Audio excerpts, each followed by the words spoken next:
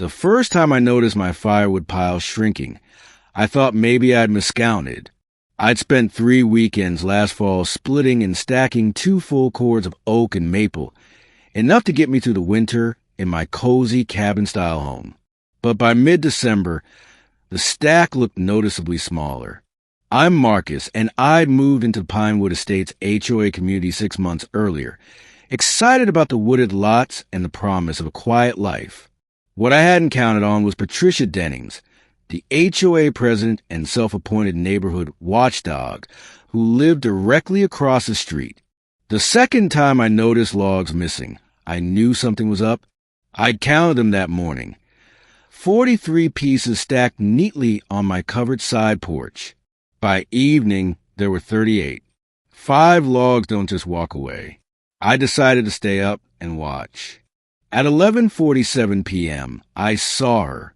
Patricia, wrapped in a designer puffer jacket, crept across the street with a wheelbarrow, bold as brass. She loaded up 6 of my best oak logs and wheeled them back to her house. I watched through my window, stunned by the audacity. The next morning, I marched over and knocked on her door. She answered with that tight smile I'd come to recognize, the one that never reached her eyes. "Marcus, what can I do for you?" she asked, blocking the doorway. "Patricia, someone's been taking firewood from my porch. You wouldn't happen to know anything about that, would you?" Her expression didn't change. "Firewood? Oh my goodness, how terrible. You should really report that to the HOA. We take theft very seriously in Pinewood Estates." "Right," I said slowly. "The thing is, I saw the person. Last night, around midnight." Something flickered across her face, but she recovered quickly. "Well, I certainly hope you catch them. Now, if you'll excuse me, I have an HOA meeting to prepare for." She started to close the door. "Patricia, have a wonderful day, Marcus." The door clicked shut. I stood there, fury building in my chest. Through her side window, I could clearly see my oak logs stacked next to her fireplace. My logs, in her house.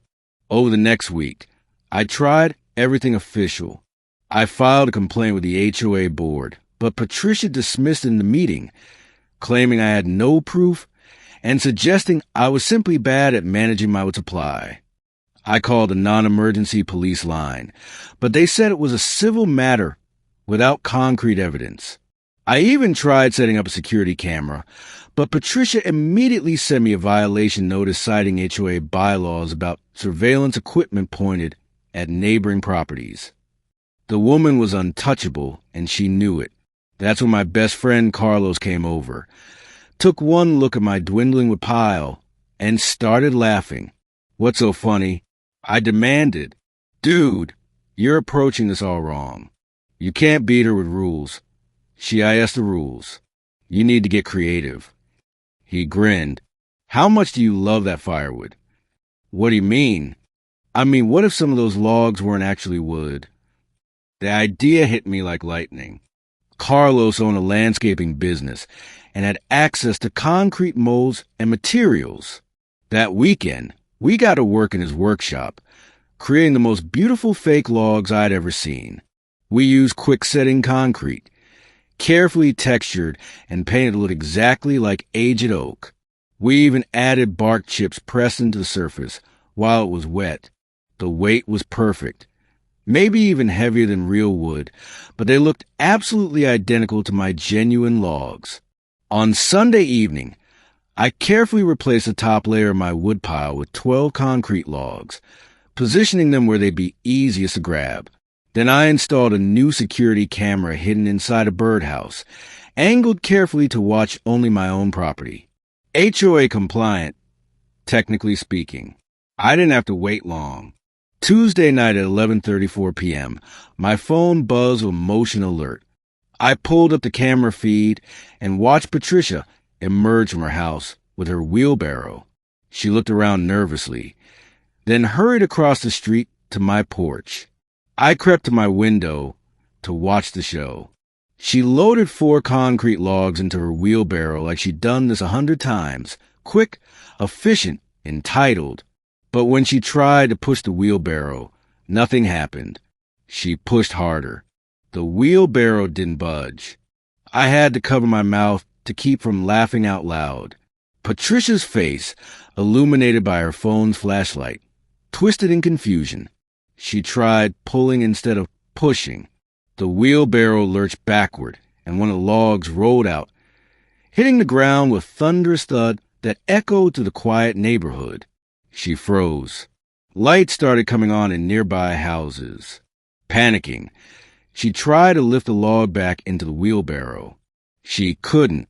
She tried with both hands, grunting with effort, her designer jacket riding up.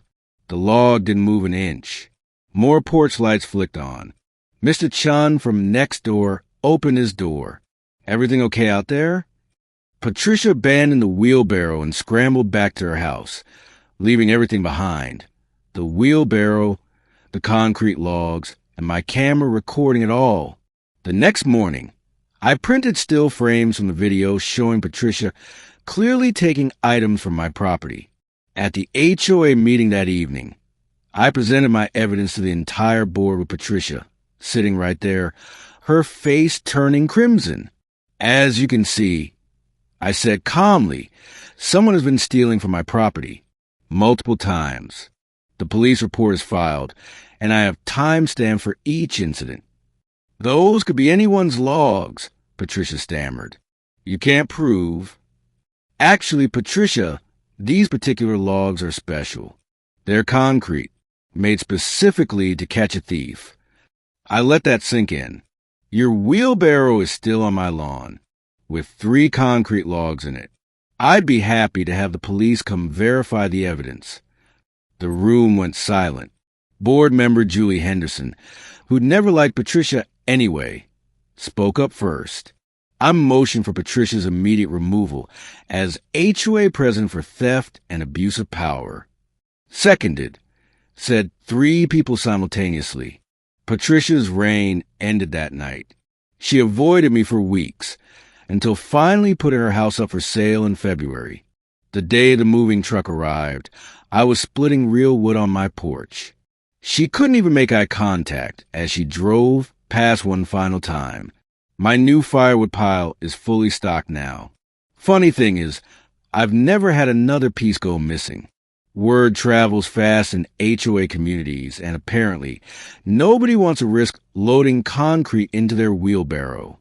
Sometimes the best revenge isn't explosive. It's just heavy.